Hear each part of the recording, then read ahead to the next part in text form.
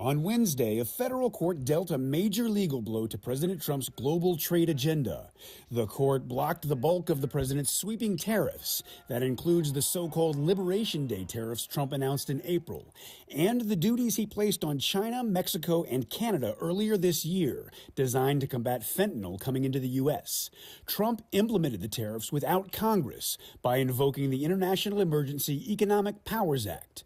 The legal team for the plaintiffs in the case argued the administration interpreted the law too broadly. What it does is interpret the law, the International Emergency Economic Powers Act, and it says that that does not authorize the president to issue unlimited unilateral tariffs. The court agreed, ruling Trump didn't have the authority to impose the sweeping tariffs in the way that he did.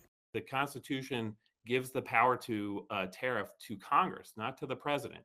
So that means there's got to be some limit when Congress delegates that authority to the president. The administration immediately appealed the decision. The White House pushed back against the court's ruling, releasing a statement that read in part, quote, "It is not for unelected judges to decide how to properly address a national emergency." I'm Reed Binion reporting.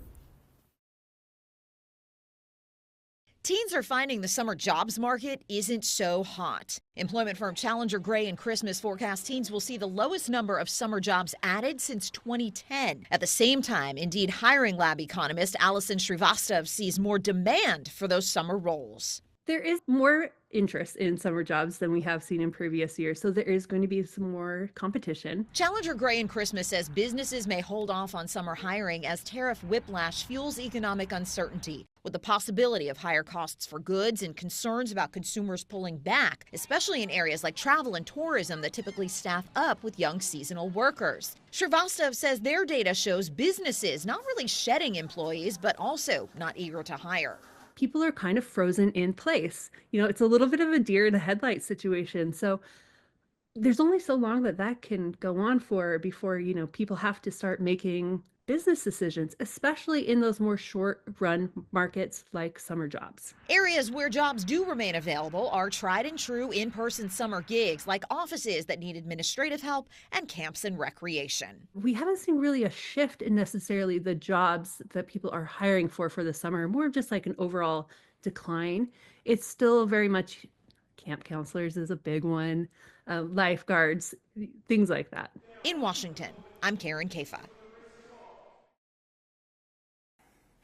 We've heard so much from Wall Street about their frustration and the concerns relating to tariffs.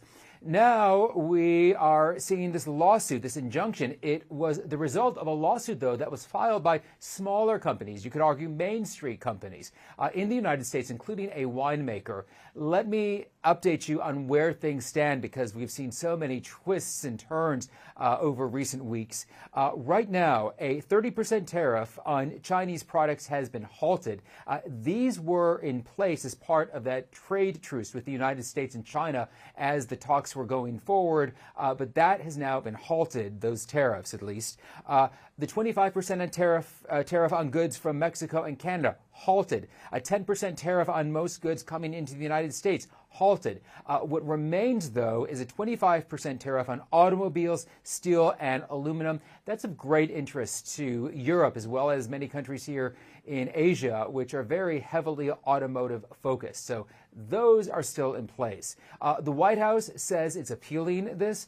As that moves forward, we are getting some response from the Chinese government here in Beijing, very much, though, along lines of the past, saying that there are no winners in a trade or tariff war. I'm Mark Stewart, CNN in Beijing, China.